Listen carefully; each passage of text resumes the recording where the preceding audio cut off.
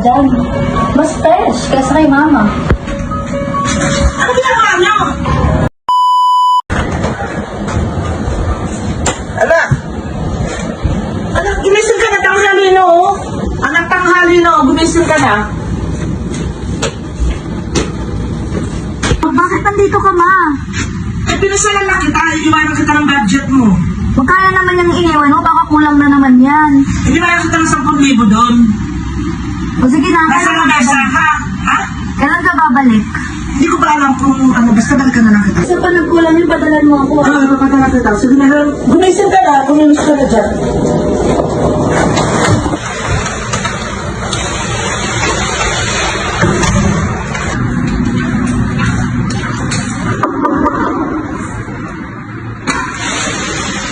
Oh, Tito Dan, ipalis na mama. Nakaalis ka ba? Sino kasama mo dyan? Ako lang.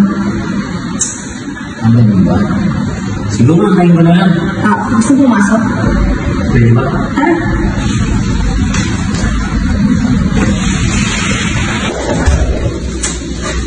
Pwede ba nalulungkot dito sa condo mo?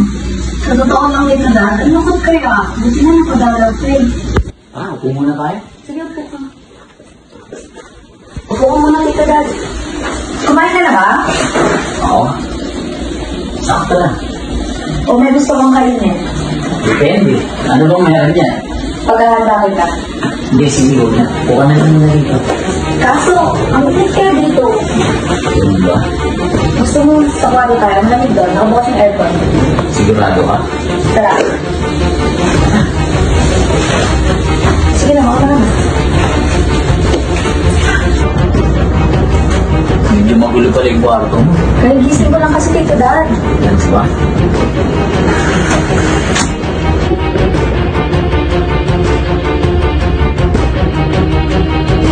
Tito, may tanong ako. Ano yun? Bakit si Mama? Hindi ko rin alam eh.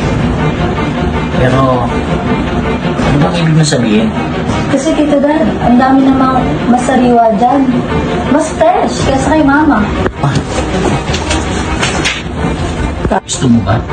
Sino ba namang aayaw? Eh, ang tagal na kaya kitang gusto simula nung dinala ka dito ni Mama. Alam mo, iniisip ko kasi yung mama mo eh. Huwag mong isipin yun, matanda na yun. Sigurado ka ba? Sigurado ako, noon pa lang wala lang talaga akong chance. Pero, paano pag nahuli tayo? Hindi ko alam. Ikaw? Gusto mo ba? Sige. Mas magaling ako doon kaysa kay Mama. Paano pag nahuli tayo? Eh di hindi tayo magpapahuli. Sa kakakaalis lang yun, matagal pa babalik yun.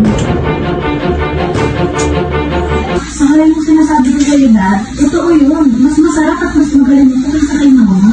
Sigurado ka, ha? Baka naman maniwala ako yan. Yung ginagawa mo sa akin. Siyempre, papahiya pa kita, Tito Dan. Ano? Magaling-galing mo talaga. Sobra. Ano ginagawa niyo? Nandito ka na!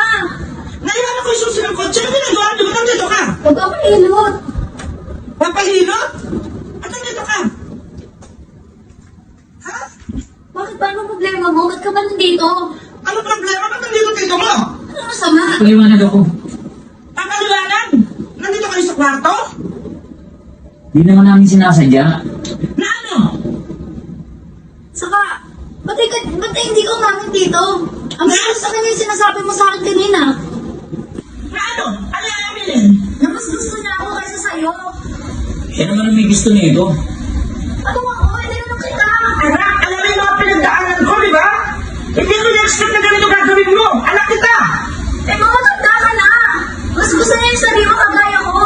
Alam niyo, ang gulo yung dalawang mag-ina. Baka lang kayo dyan. Pag-usap kayo. Anak, ano ginagawa mo sa sarili ko? Ano yan? Eh, gusto ko siya, ma. Parang gusto, alam mo, tito mo yun, di ba? Eh, matanda ka na nga eh. Hindi mo ako mabibigay yung mga gusto niya kasi matanda ka na. Ah, ganon.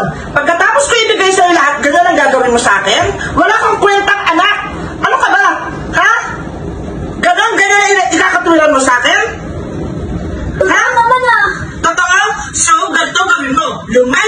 binigay ko sa yung bahay. Lumayas ka ngayon. Ngayon